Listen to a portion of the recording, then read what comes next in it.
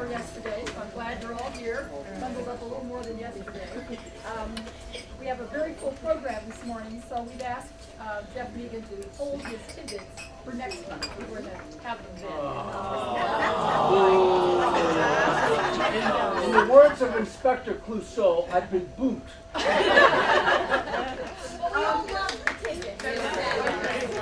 Before we begin, we have representatives from so many organizations around these tables.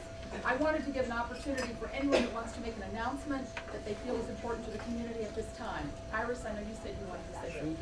I would hope community service. And today we're giving about 100 flu injections. We give them every year, and the Board of Health does it for us. Thank you. Okay, is there anything else? Yes, Carol? On December 13th at 2 p.m. at St. Thomas Church, there will be a service of Blue Christmas. It is a service of respite and comfort for those who do not find the holiday season to be cheery. Even though it has the word Christmas in it, it is interfaith, and it is so it's not a Christian service. It is open to everyone. So if you know people who are grieving, whether the loss, divorce, and they just hate the season, please, 2 o'clock, December 13th, St. Thomas Church. Wow, thank you. Yes. I'm sorry, wait, just first. Hi everyone, I'm Susan Riley from the Mamaroneck Library, and I just wanted to remind everybody who lives in the village that the library vote is happening on December 9th, and we hope to see you all at the polls. Thank you. Yes, go ahead. Tomorrow night, 7:30, St. John's Episcopal Church. St. John's, okay. And Mamaroneck. Great, thank you. Yes? When you're all at Stop and Shop this weekend shopping for Thanksgiving, the Larchmont Mamaroneck 100 Task Force is running its annual Thanksgiving food drive. Great. You'll see our volunteers outside. They'll hand you a flyer with some suggestions of food that you can buy and donate for food pantries. Thank you. Thanks, Malcolm. Yes? This is the week of the St. John's Episcopal Church Bazaar. So the bazaar itself is on Saturday, but we're taking collections all week long. Gently used household items, books, and toys. And all the proceeds go directly to local organizations that benefit women and children. Great, thank you. Anything else? Yes, one more. I'm Andrea Potash. I'm on the board of the Community Resource Center, formerly known as the Hispanic Resource Center. We're having our gala event on December 3rd at the Shore Club. Thank you. Great, thank you all. Okay, now for our program. Change is coming to Mamaroneck as various properties in the village are being considered for development. Today is an information meeting to help us learn more about these projects. We will find out where the projects are located, what is being proposed, and where they stand in the approval process. To give us a framework for this and an overview of the projects, we have as our first speaker Richard Slingerland, Mamaroneck Village Manager. Then to present the plans for the site of the Hampshire Country Club, the largest parcel in the village, which has been a topic of discussion for several years now, are Daniel Pfeffer and Thomas Nappi, representing New World Realty Advisors, LLC, the organization responsible for managing the redevelopment of this property. Please hold your questions until after both presentations have been made. Sitting next to Mr. Slingerland are Bob Galvin, Mamaroneck Village Planner, and Greg Cutler, Assistant Village Planner. They will be assisting in answering the questions after the presentation. Richard? Thank you very much. And I appreciate the chance to go first. I think as I mentioned earlier, or when we were preparing the event, I have a mediation in New York City and have to catch a train right after this. So I appreciate the chance to... So, okay, a little mic. Okay. No, I think it's amplification too. Okay. Can everybody hear me okay now? Okay. I thank Bob Galvin and Greg Cutler for being here to help me put together the presentation we had before us this morning. Greg and Bob did an excellent job putting together this PowerPoint, and it explains a lot of what's happening in the village. So, with regard to the agenda, we're going to review recent and proposed zoning amendments, evaluate recently completed projects, review approved plans, review current proposals that are submitted under existing zoning, review what's happening in our industrial area with our industrial area committee, and just a recap at the end of our comprehensive plan, local waterfront revitalization plan, and the village's planning process. With regard to some of the discussion we've had publicly, and then the board had adopted zoning amendments to achieve this, transit-oriented development is a commonly used planning strategy, and it strives to create mixed-use residential and commercial buildings near active train stations to promote walkability, use of public transit, and reduced reliance on personal automobiles. Examples are found in many communities near a train station, including Bronxville, Mount Kisco, Pelham, Scarsdale, and others. So TOD is a very commonly used planning strategy. There's no density increase. The zoning dimensional requirements changed to make redevelopment possible, and the unit counts of 40 units per acre existed both before and after TOD zoning overlay changes. The incentives for mixed-use, below-market rate housing and payments into neighborhood stabilization fund was something that was added. That's not a principal component to TOD, but it's something that was added to ours. And then the village did receive awards from the Westchester Municipal Planning Federation and the New York State Planning Federation. And there's a map to show where the area is that the TOD zone applies as an overlay. Basically, it's very close to the vicinity of the Mamaroneck train station, and I don't know if I could describe its shape, but it's like a glob right there at the S-turn. The current, we do have the technical term, the glob. We do have a TOD project, or a project that was submitted under the TOD zoning provisions, and that's at the former 3 Jalapeno site at 690 Mamaroneck Avenue. This application filed includes 21-unit mixed-use residential and commercial building with 2,600 square feet of commercial space. It actually provides for a 17% reduction in impervious surface so that we have more absorption of water into the ground, less contributions to flooding at lower levels of rainfall.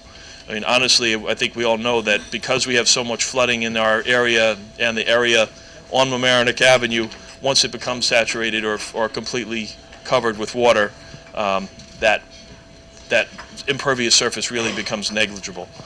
There are also other features that are environmentally conscious and beneficial to the area, which includes a green roof and a water cistern collection and irrigation system.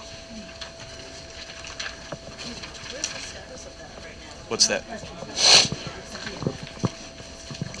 I'll let Bob and Greg handle the questions after I run to catch the train. Yes. We have an overflow crowd. Can we share some of these maps just right now? Oh, there's more presentations? Great. Yep, there's more. Thanks, Keith.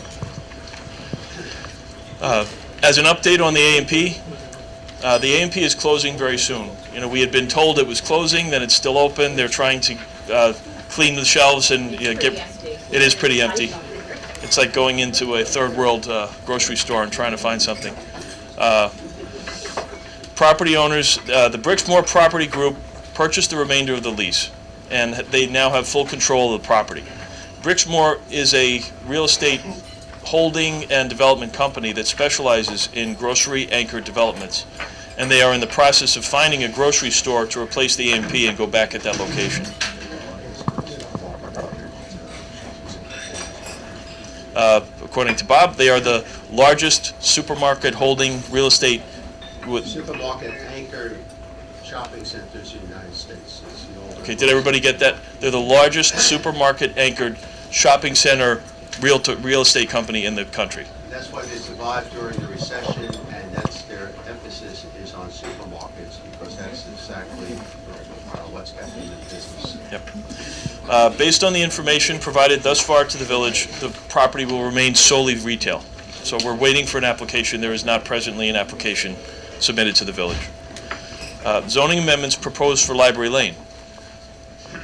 Excuse me. 5 properties would be affected on the west side of Library Lane.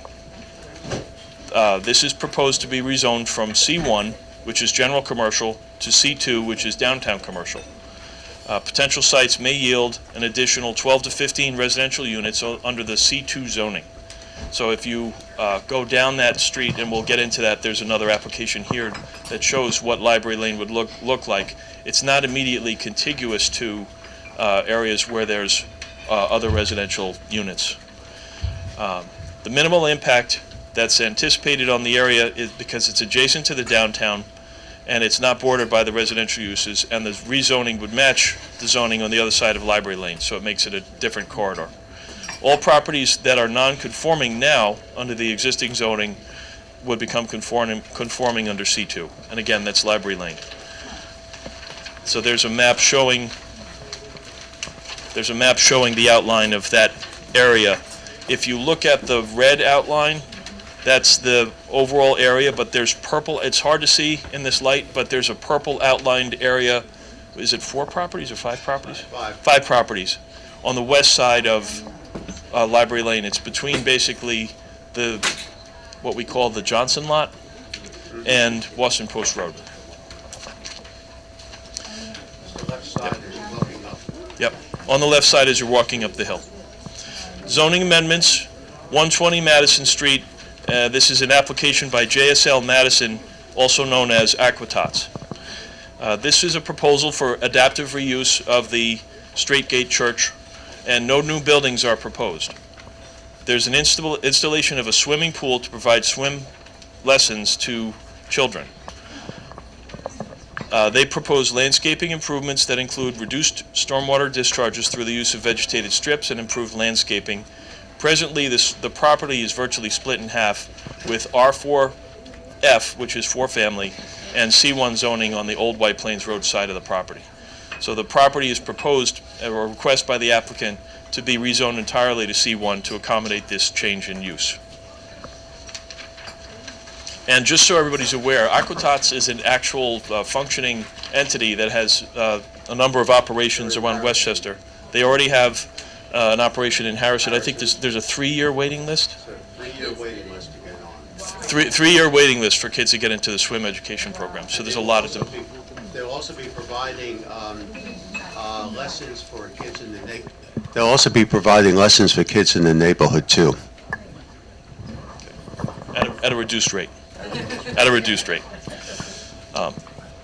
Other proposed zoning initiatives we have include a proposal for the reduction in height that's provided under the C1 zones along Boston Post Road from 50 feet to 45 feet.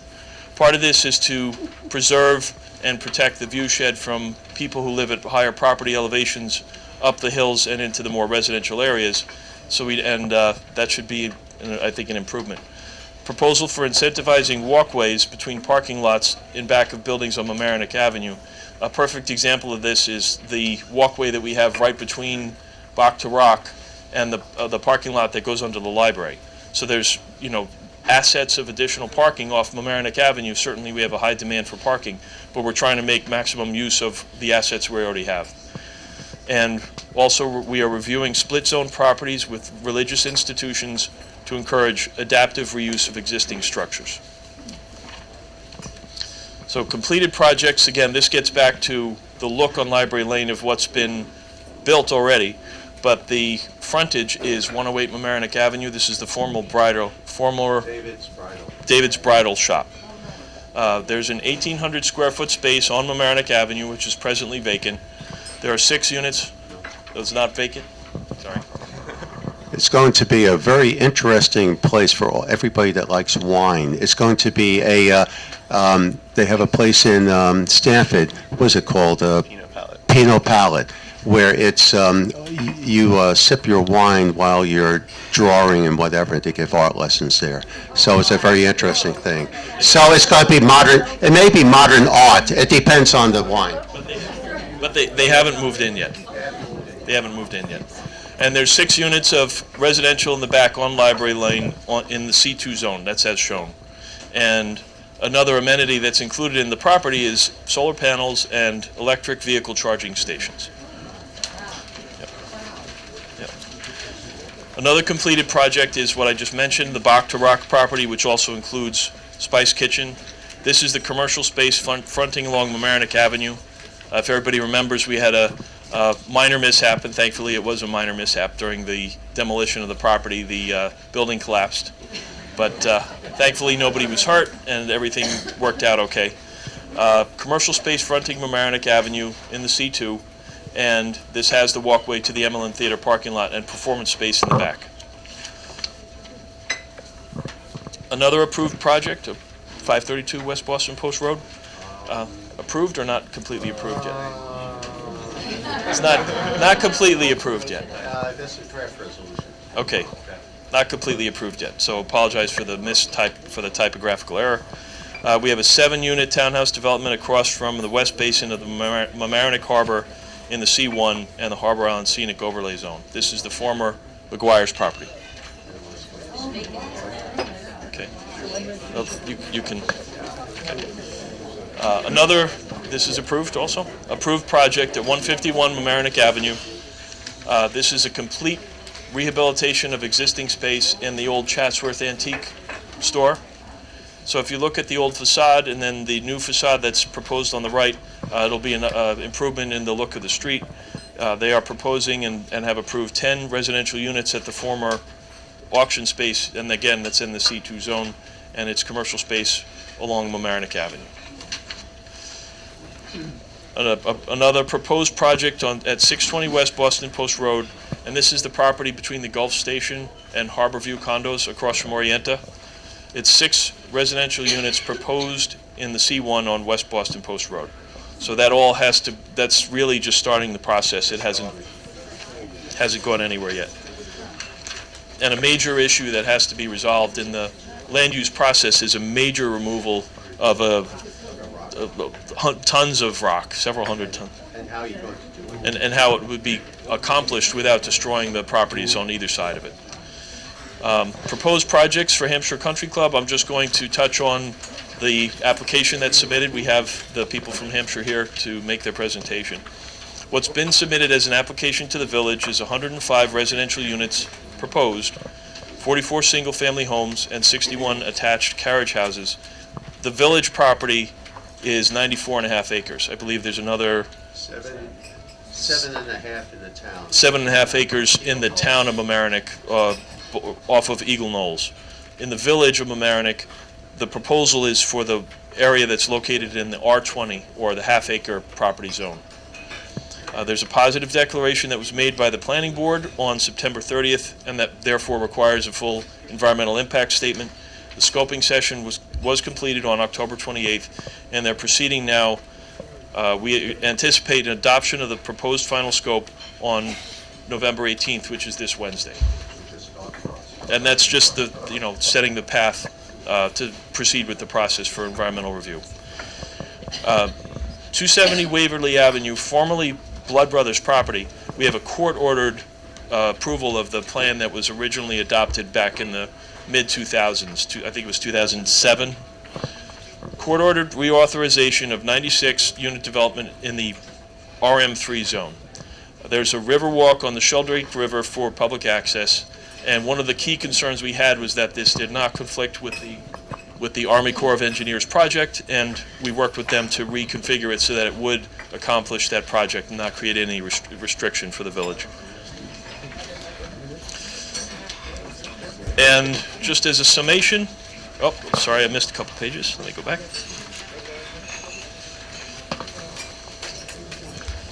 Okay.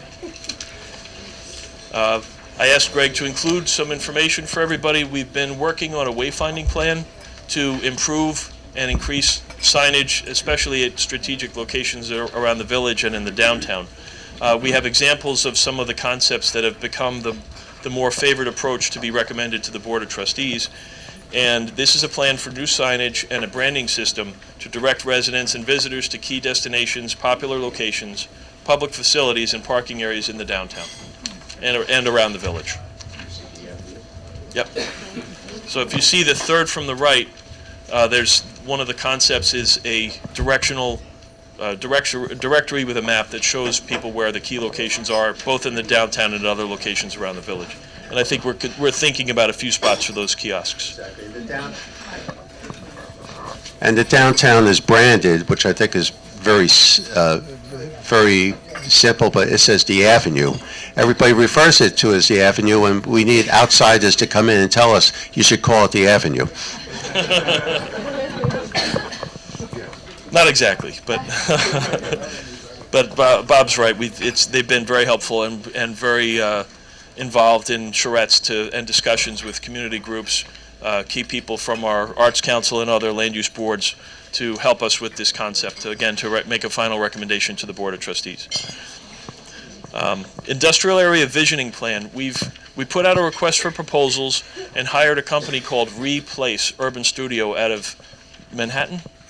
And they've been working with us to come up with some excellent concepts. Right now it is all concept, but ideas, reworkings. We have Andrew Spatz, who's the co-chair of that committee here. But I'm sure when we have the Q&A, Andrew may want to make a few comments and things like that. We're looking to revitalized an area that's declining into parking lots and storage facilities, which are not the maximum use of an area in a community. You have lower traffic, you have fewer pedestrians, you have fewer jobs, and then obviously parking lots and things like that translate into the lowest use, lowest tax revenue, least contribution to the community, and the feel of it. So we're trying to think of ways to revitalize what's there, building on what we have and the history we have, and add marketing as a long-term plan, and then bring in new businesses that would be able to set up new homes there.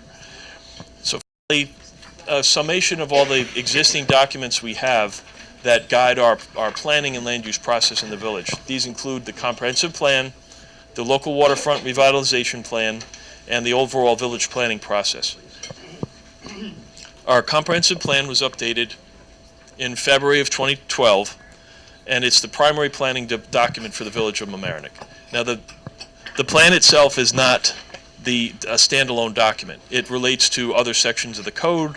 It relates to the zoning map, the official map of the village. It relates to our waterfront revitalization plan. All these things work in cooperation with each other and coordination with each other, and that's really the comprehensive plan. So, and that leads into the next comment. Zoning amendments and the comprehensive plan must be consistent with each other. So if we do make zoning amendments, or if we make amendments to the comprehensive plan, the two need to be coordinated and make sure that they coincide and work together. The zoning code itself regulates the building forms and use of land, and it can only be changed by the elected Board of Trustees. The local waterfront revitalization plan was first adopted in November 13, 1984. We've been working on an update for several years now, and it's the consistency document for the waterfront regulations.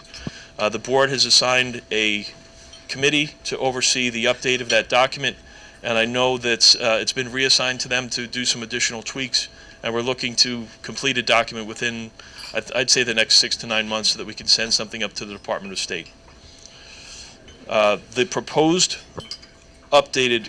draft proposed LWRP update is under continuing review and edit. And finally, the SECRA, the State Environmental Quality Review Act, is the environmental review framework which governs land use processes and with which they must comply in New York State, including Mamaroneck. So, thank you, everybody.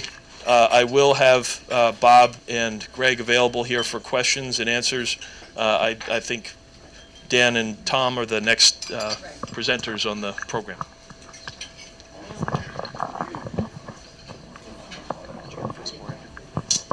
Good morning. Can everybody hear me okay? Yes.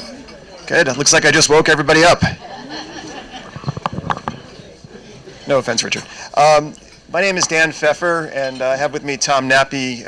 We are the principals behind Hampshire Country Club. I'm hungry, I guess. We're here really just to talk to you a little bit about some of the plans that we had filed and where we are today, and we thought it would just be a nice opportunity to give everybody an update.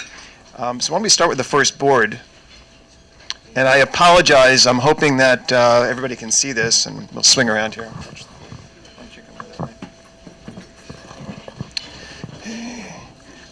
So although there's conflicting thoughts about how many acres we have, we always report it as about 116 acres.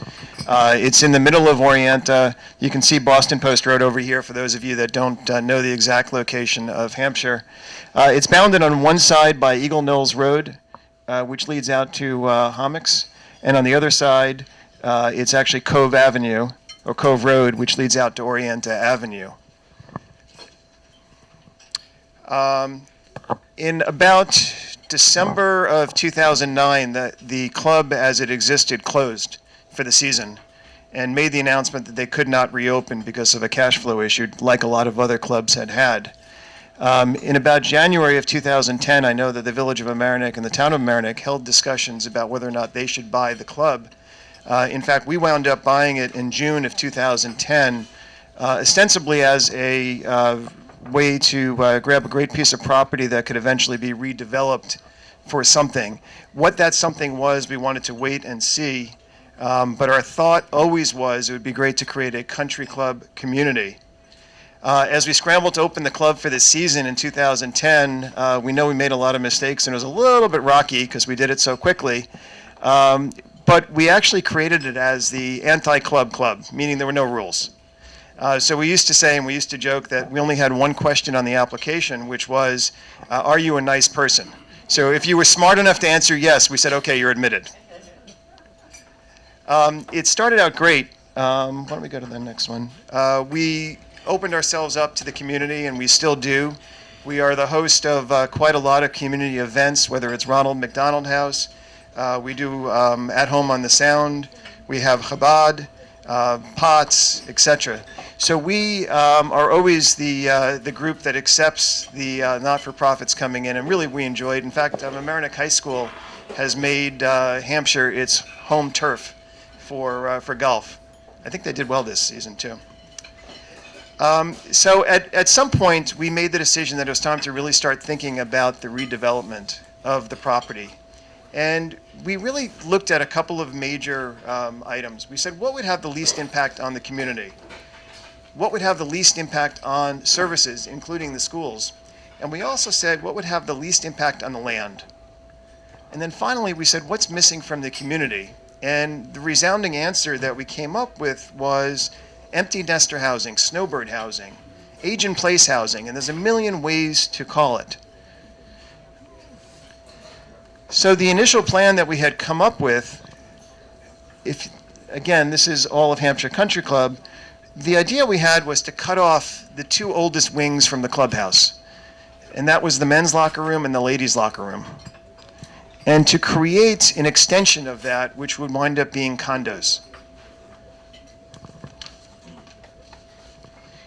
And what we did was we came up with 121 units that would go across Cove Road and out into the Hampshire Country Club site itself, and then we would realign two of the holes on the golf course. A portion of the development was going to be in the MR zone, which is the Marine Recreation Zone, which is really limited to waterfront development uses.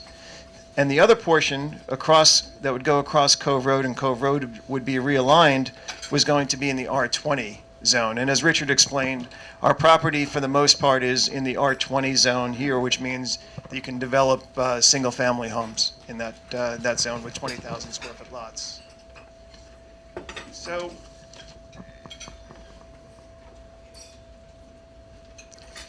what we did was we went out to the community and we started listening to the community. And we actually reconfigured, before we made our submission, we actually wound up reconfiguring our plan.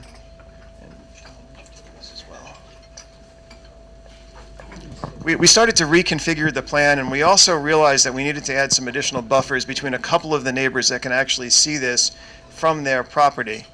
The other thing we listened to was people said to us, well, if you develop this property for condos, that leaves you 114 additional acres that you can at some point redevelop.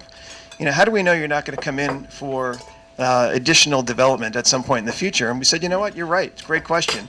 So we came up with an idea, which was we would give up our development rights and actually place those development rights with a land trust like New York State Trust for Public Land or something, so that we would never be allowed to come back in for a redevelopment plan. So if you look at, actually, why don't you keep it up there now?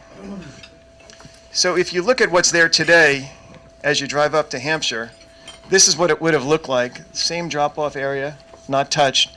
And then you would have something that looks very similar to another project that we had actually developed, which is the Ritz-Carlton Residences in the Inner Harbor of Baltimore. And just for fun, we threw virtually every amenity we can ever imagine into this project to really make it a wonderful and a comfortable place to live. So before we filed, a couple of things started to happen.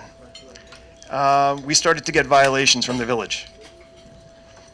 The next thing that happened was we were then dragged into New York State Supreme Court, where the village tried to get an injunction against us to stop operating, claiming that we presented a threat to the health, safety, and welfare to the village and its residents, even though up until that point we had never ever received a violation from the village.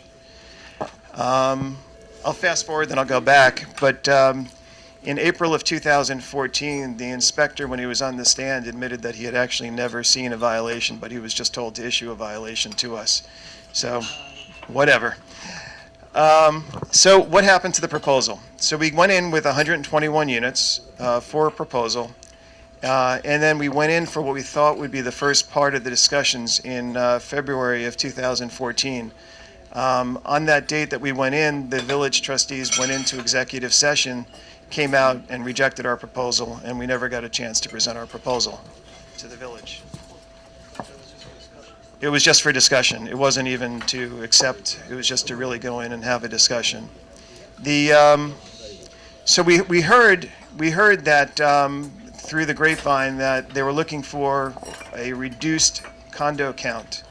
So we went back in and we went and met with our architects and engineers, and we reduced the size by about 25% down to about 96 units. We did the same thing. We went into the village expecting to, again, open up for discussion. The board went back into executive session, came out again, and rejected our proposal to even discuss the proposal.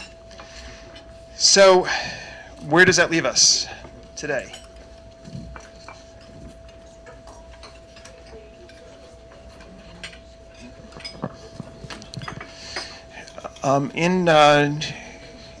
At this point, we have submitted what we consider to be an as-of-right proposal. And it's a proposal which Richard mentioned before that has 44 single-family homes clustered in the center of the property. And there are 61 townhomes that are kind of scattered throughout the property. What it does do is it opens up the community a bit more, because we have a more defined entrance through Cove Road, another defined entrance going through Eagle Knolls Road, and also another entrance point up through Cooper Avenue, which leads out eventually to Post Road.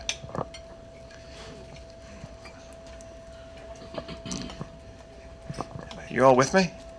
Okay, good.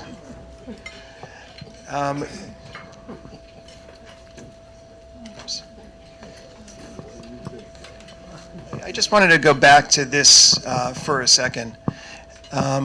It was our preference to develop this as a straight condominium plan, and we really were hoping at the time that it would be a condominium plan.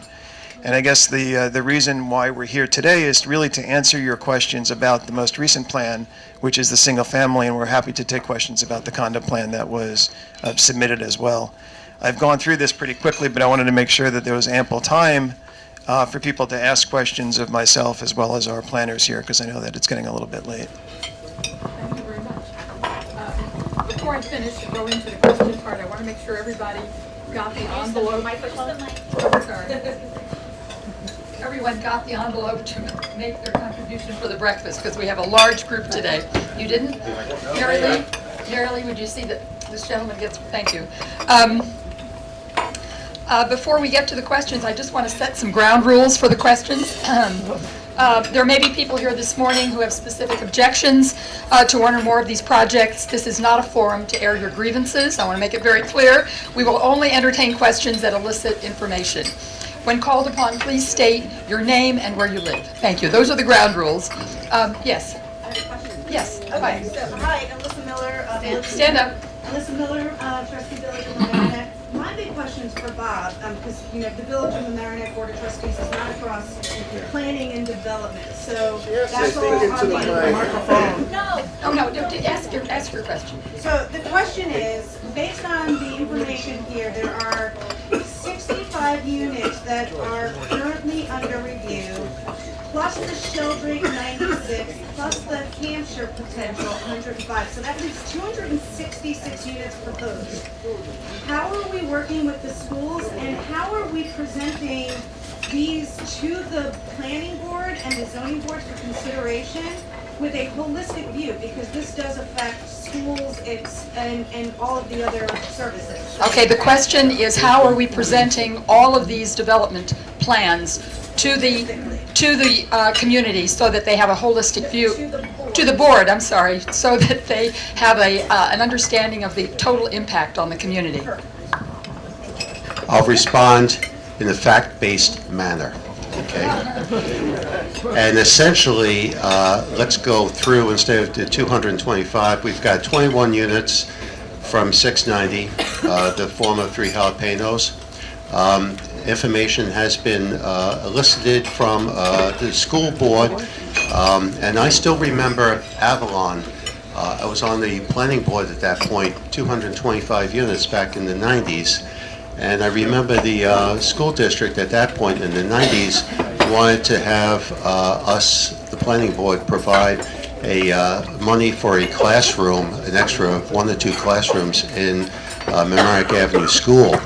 Unfortunately, in New York State, it's not like Florida. There's no nexus that you can actually exact funds for that. In this day, and currently, there are 14 school children coming from the 225 units. The 96 units at Blood Brothers, the former Blood Brothers, was approved in 2007. The developer went to court, and the court mandated the village to approve the adoption or the follow-through of the site plan. We've worked with the developer, as Rich said, to make sure that they implement the Riverwalk, and that and these are all 96 loft units. There are 1 and 2 bedrooms. 5 units are below market rate, and again, that was out of the realm of the village. Once you go to court, and the court says, the federal judge says, this is what you do, you say, how high do you want to jump? And that's the basis of that. 108 Mamaroneck Avenue, there's 6 units, and those are 2-bedroom units. 4 of the units have been developed with no school children in them right now, and the other 2 units are at the top floor, and they're still trying to be rented. 532, where these are 7 townhouse units that are very high end, and it's in the Mamaroneck School District again. They again very much oriented towards empty nesters, people who have places in Florida as well as else. These are very, very expensive homes. There's no below market rate housing there. 151 Mamaroneck Avenue, all 10 units are 1 bedroom. Again, very little child impact. And Hampshire, we'll see what the environmental impact statement says. Typically, single-family homes, as Dan and whatever knows, if they're single-family homes, generate the most school children out of any kind of development, as opposed to multifamily, rental, or condo, or seasonal housing. So that's something that the board, planning board, is in the middle of doing starting the environmental process.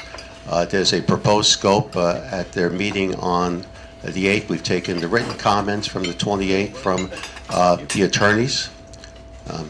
God help us, we have to take the attorney comments and community comments. And our consultants, Jason, has developed a proposed scope that the board will consider.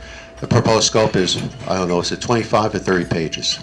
And that starts the process. God help you, it's CEQA. it starts the process.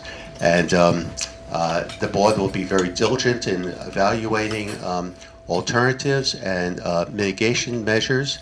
And at the end of the day, after the DEIS, the draft statement, is completed and accepted by the board, that at that point in time, they go into a final impact statement. The final impact statement will also be a subject of public hearings.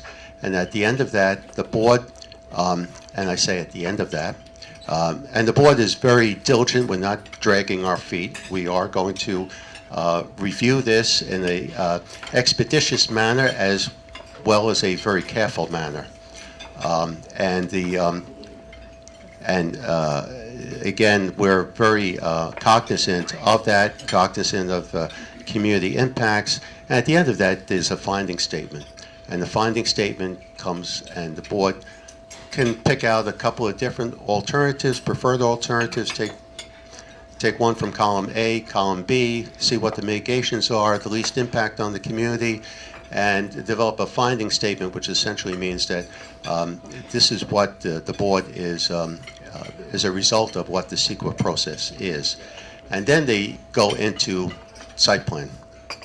So this is a long, involved process. The State Environmental Quality Review Act provides for a very detailed, diligent review of environmental, social, demographic, school district, all kinds of mitigations of impacts, not just environmental. It's called environmental, but environmental in the wider range of that. So I think I feel busted enough. Yes. So I think this is a continuation. When we built the regatta, or when it was built, there was an affordable component. And amazingly, it's a whole other discussion, but it was actually hard to fill those affordable units at that time. I don't know why. People weren't interested. And so I think they ran for about $95,000 in one bedroom, so it was pretty affordable. It might have been less than that, but anyway. Is there an affordable component to any of these projects? Yes. Question, is there an affordable component to any of these projects? Anything in the TOD area has a, you have to do 10% below market rate, essentially. Let's just go through it. 690, anything downtown, except for the regatta. The last time we had below market rates, and this is my little pitch for the board of trustees, in the downtown CBD C2, the last time we had below market rate housing was the regatta. And essentially it's because everything in any kind of residential development you do in downtown, you have to have all affordability.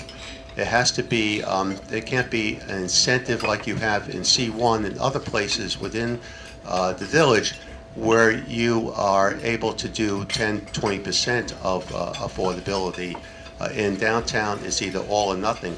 Therefore, you have nothing. You have just market rate housing down there. So again, in the C1, the 7 townhouse units, it's the 2012 master plan lowered the FAR, or the amount of building you can place on a property, down to a 0.6. It's a very low FAR, or building amount. If you want to get more than that, you have to provide below market rate housing, and that goes up to another 20%. And you're getting 10 to 15% below market rate.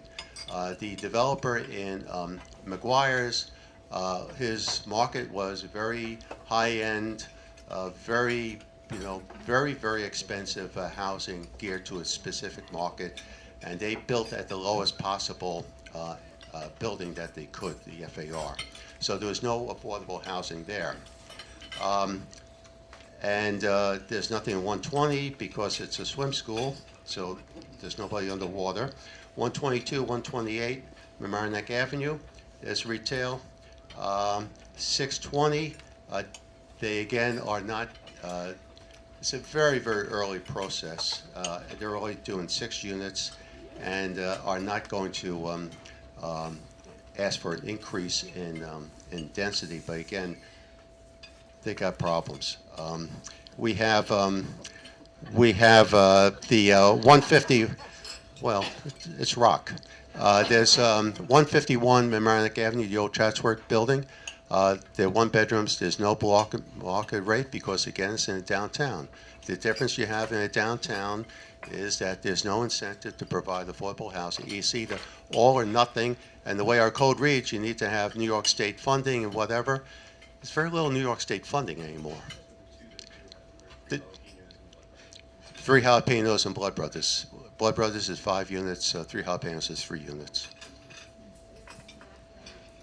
Thank you. Yes, identify yourself. Yeah.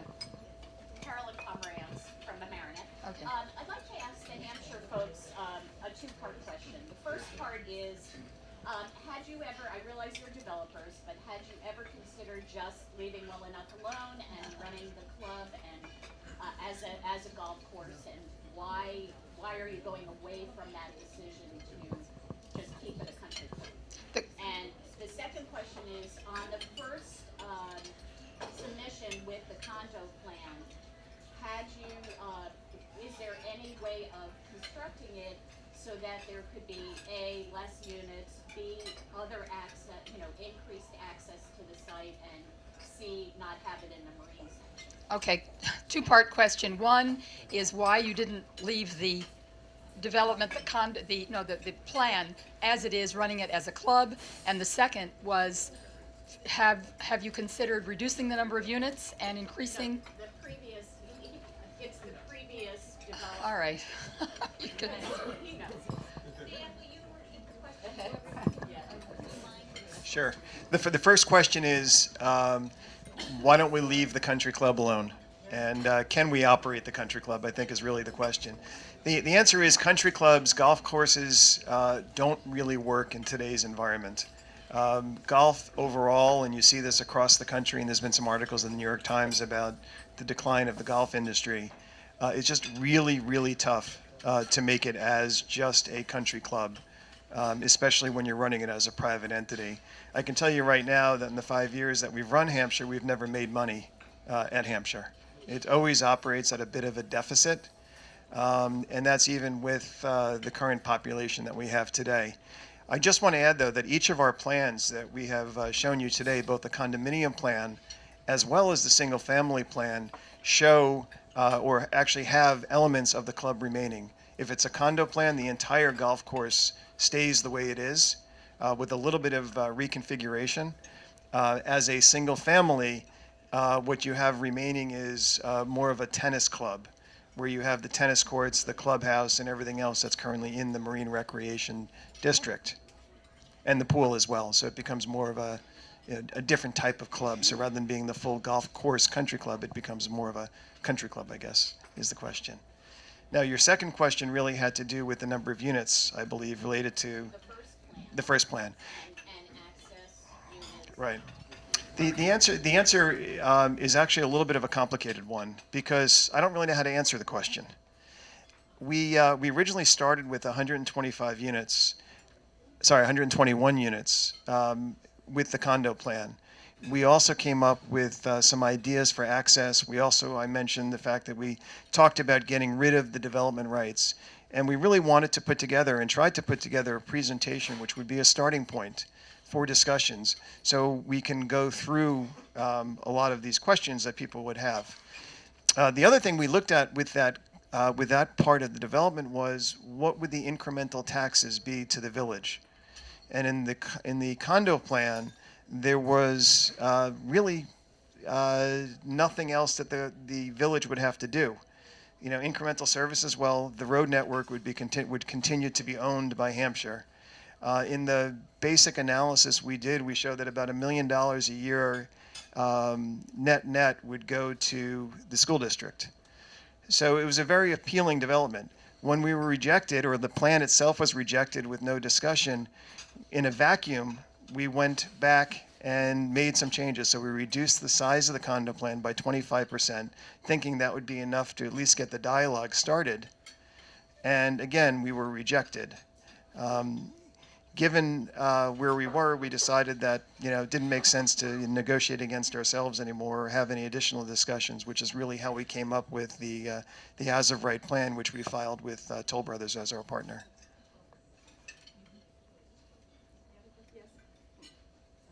Katie Jackson, I'm the chair of the Flood Mitigation Committee in the village. Question, we're about to do with the Army Corps a 50-some-odd $1 million project. I appreciate your plan has not been sussed out, but are you in touch with the Army Corps to give them a heads up as to what you're planning and get their input? Repeat the question. The question is, are we in touch with the Army Corps? And I think you wanted to answer that question first. I want to take the heat off of him because we'll give him enough. The Army Corps is an involved agency. So during the entire CEQA process, the Army Corps will be heavily involved in that, and will be getting their comments as part of the environmental review. You did answer correctly. Thank you. There's also one other element of it too, because it involves FEMA. And FEMA has been working on remapping, and we've been in touch, and also we've looked at what the proposed requirements are for FEMA. And each of these projects took into account the proposed changes. Yeah. In fact, when we spoke to our engineers, one of the questions that was asked of the engineers was, is there any conceivable flood, storm, or otherwise that could affect this project after being built? Meaning, has anything ever been mapped above what we're planning? The answer was no. Yes. Stanley, wait, excuse me. Stanley, identify yourself. Stanley Cutler, Larchmont. I was interested to hear that in January 2010, consideration was given by the town and the village to buying the property, and decision that they did not to do that, presumably because they thought that it might continue as a private club, and so there wouldn't be any change to the use of the land. I'm wondering now that we've had these development projects proposed, and you're apparently intent on doing that, whether the town and the village would give renewed consideration to purchasing property, which they could do through eminent domain. The question is, since at one time the town and village had considered purchasing the property when it came available, is there any thought to reconsidering that proposal? There's nobody here who can, I don't have a vote, and I also don't have a checkbook. So let me just say that, going back to the premise of your question, the Valerie and the mayor that Noam Rosenblum had considered and tried exploring the acquisition of the club as a public entity. The way government works, they essentially, they needed to sell the property. The village and the town would had to go through extensive public hearings, do perhaps a referendum or whatever to get to that point in time. So they essentially ran out of time, and the developers were successful in acquiring it. Would they consider going ahead? I really can't answer that question. That's the board of trustees to address that, and that may even, we'll see what happens over the next couple of years.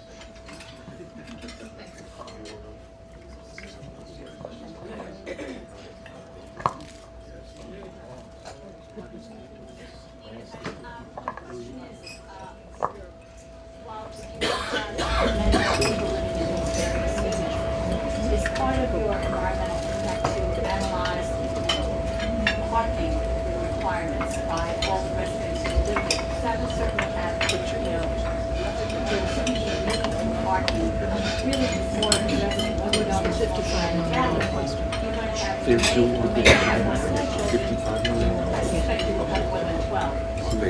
But you certainly are going to have parking, and you certainly have to have Are you talking about Hampshire? What? Question. I'm just asking you, have you considered the fact that you impact of having that many more people living within that same country? For example, in the Hampshire, has the planning process considered parking, essentially? In Hampshire's case, we certainly are looking at parking. That will be part of the draft, the proposed scope. Not only parking, but traffic, intersection improvements, intersection counts, things like that. So all of that is being considered in the whole environmental review of the Hampshire. We had a traffic study for 690 from Manager Consulting, and that we looked at traffic generation. One of the results of that was something that was, the TOD study was also a 2-year study that was funded by Tri-State Transportation Campaign, the Rockefeller Foundation, and the Ford Foundation, as well as Westchester Land Trust.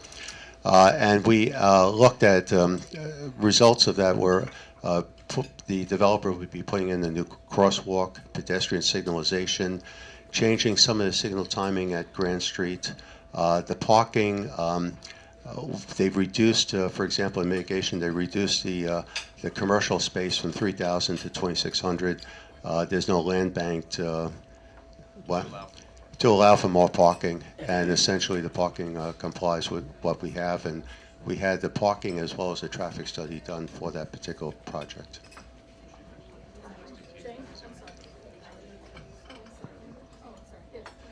Yes, I have a question. Lynn Reichgott from At Home on the Sound, and I have a different kind of question, and it's about the transit-oriented development. And it's as much a comment as a plea. I think it's wonderful that we're looking at opportunities for public transportation and walkability with our growing senior population. Question, not question. Okay, well, the question is, thank you, how is that moving along, and is there going to be increase in public transportation? Well, we're taking advantage. How's the TOD, transit-oriented development, moving along, and is there increased public transportation around that? We're essentially very blessed with a vibrant public transit system, and we're essentially attempting to take advantage of that transit system by providing development around there that has a reduced people more walkability, sustainability, electric vehicle, charging stations, green roofs, things like that. So we're taking advantage of the assets that we have already. And I'm also the director of planning over in Nyack. We wish that we had a train station. We wish that we had public transit. And instead of waiting for the governor's mass transit BRT, we wish we had that.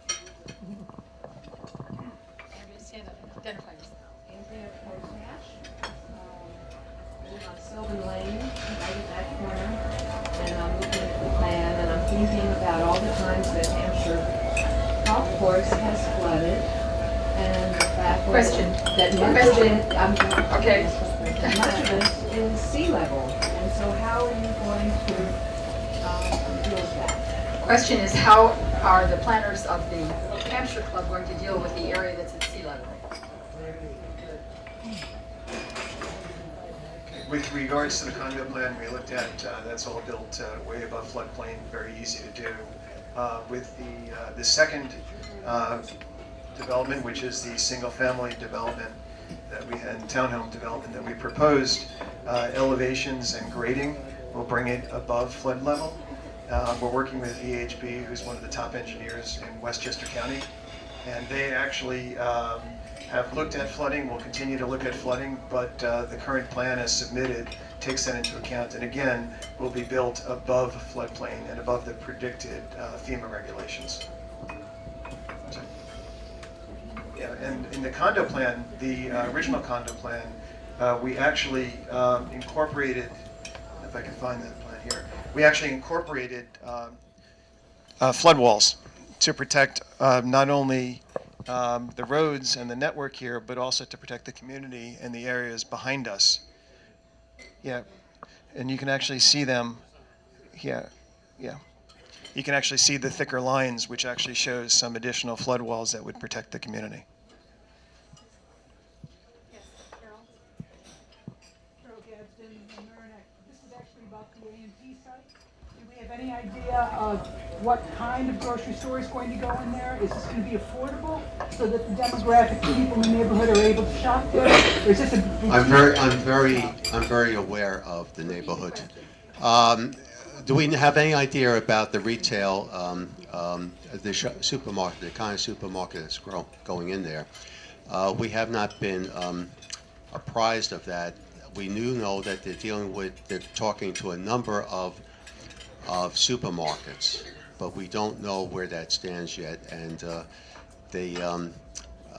some of the people like Acme and other people like that, they've discussed that, but there's they're looking at a whole range of supermarkets, and they also understand I did site selection for supermarkets for Wakefern many years ago.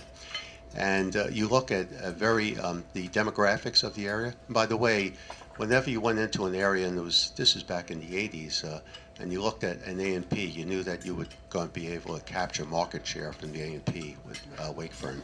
And that A&P has gone up and down for the last 30 years, acquired by a German company.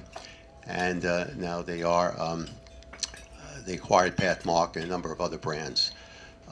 So there is a number of supermarket industry is very interesting. The return on rate is about 1%. It's not a very profitable type of area, but you have a box there for about 25,000 square feet, and they are looking at a number of different entities that can fill that entire 25,000 square foot. So it could be an expensive store. No, because they have to know the demographics. It's not going to be an expensive store. We don't know who it is, but it's not Whole Foods, okay? Hi, I'm Meg Koiker from Larchmont. Thank you for the overview for some of us who have not been able to follow the minute to minute.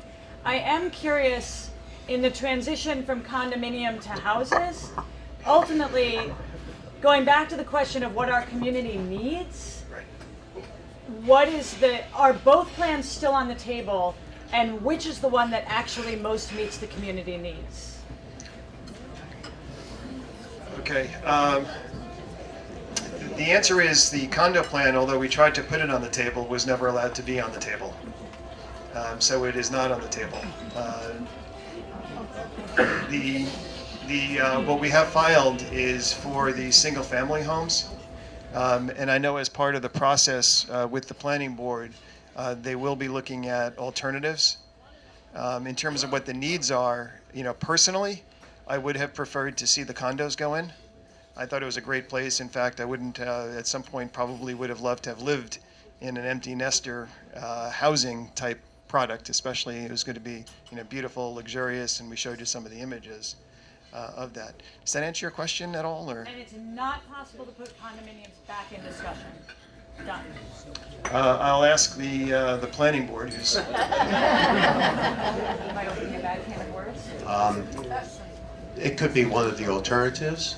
We'll see what happens. I mean, I think I didn't say that. It could be, it's there was a rezoning, and the rezoning is up to the Board of Trustees, and they made their decision not to entertain it. The environmental review process, one of the things they'll be looking at, the planning board will be looking at a number of different alternatives that we'll have, and these can be one of them. We don't know yet, but there's going to be a series of alternatives that will be looked at over and above what has been proposed currently. That's what the whole CEQA process is about. Jane?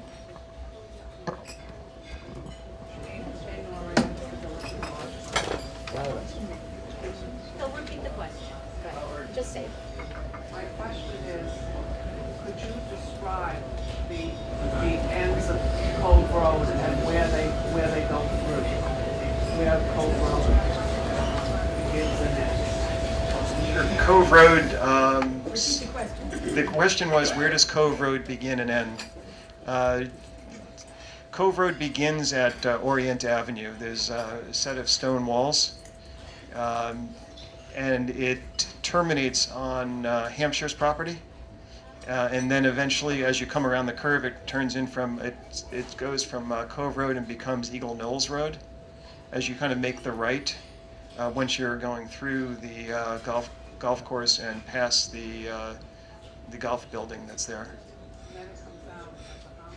And then that's Eagle Knolls Road, which continues as a private road. Then right past Hampshire, Eagle Knolls Road becomes a public road, and then terminates on Hommocks Road.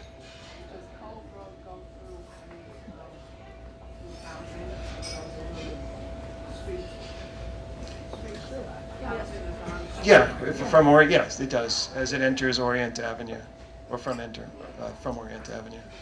Yes. Malcolm Froman, associated with the Larchmont Mamaroneck Hunger Task Force. We run a food pantry on Center Avenue in Mamaroneck. Are there any plans to change parking regulations in and around the train station?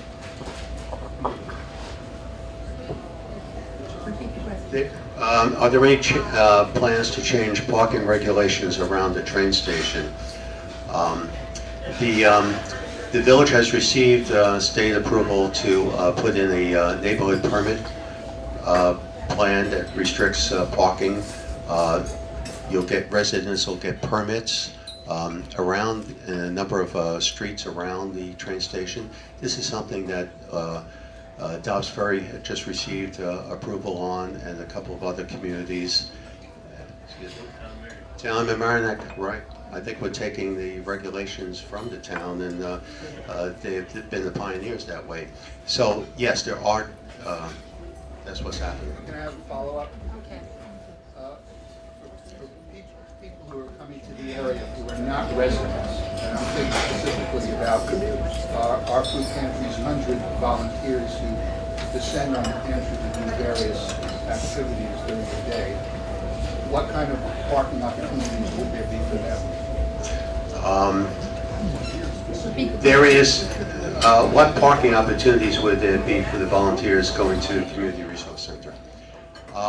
You have, not every space, I think 20% of the spaces on the street would be available for non-residents. I think that's the way that the town works at Dobbs Ferry and a number of other communities, and that's part of the state legislation. So most of it, and don't forget, during the day, that's when you have more parking available because people are at work or people, are not parking their cars for the most part in the neighborhood. But there is a requirement of, about 20% would be non-resident parking. Any other questions? Yes. Identify yourself. We have to work out the details on it. My name is Carl. I live in Orienta. I have a question on development. Since you approached the village initially by appearing before a board, and then you realized that you had to appear before the planning board, are you comfortable appearing here, considering you have a $55 million lawsuit against the village at the same time pushing the plan? They're picking up breakfast. Not good enough. Well, we're certainly not the first developer to sue the Village of Mamaroneck. The question was, do I feel comfortable appearing here, given the fact that we have a $55 million lawsuit against the village, which we've been pretty careful not to talk about today. But the answer is yes, we do feel very comfortable being here. And what I also said was, we're not the first developer, and my guess is we won't be the last developer to wind up in a lawsuit with the village. I just have a question. Maybe you could clarify here. What is the role of the planning board? What's the role of the village board? I'm not sure that people understand that. What is the role of the planning board, and what is the role of the board of trustees? Well, we have a whole land use process. It's not just the planning board. The planning board is responsible for site plan review. The Board of Trustees is responsible for policy. The Board of Trustees establishes the zoning regulations. They do the comprehensive plan. They do many of the major policy issues. If, for example, Dan went to the trustees to get a map change, that's a board of trustees, elected official type of thing. It's not a planning board. Planning board doesn't make policy. It doesn't. It actually, as Carl knows, we actually just do the work. And HCZM determines consistency. So currently, the planning board would do a site plan, and we have our an applicant go preliminary discussion to HCZM first to have them get familiar with the project and have them come back and say, listen, you need to do X, Y, and Z. These are the things you need to look at, and they cooperate that way with the planning board. And after planning board closes out CEQA on a project, they go back to HCZM and they determine consistency with the LWRP. The ZBA is a relief valve. ZBA, Zoning Board of Appeals. You know, whether you're a single-family homeowner, you need some relief from bulk requirements or other types of requirements. That's the province of the Zoning Board of Appeals. The Board of Architectural Review, at the end of the process, is also looking to approve the architectural features, windows, facades, materials of a particular application. It could be a single-family home or it could be multifamily. I think. I just want to clarify that every person who's presented this morning is here at the invitation of the local summit, including Dan and Tom. We felt it was important that the community have information about what is happening in all our various proposals. So I just want to make that clear. Okay. Thank you. And thank you very much for your presentation, and thank you all for coming.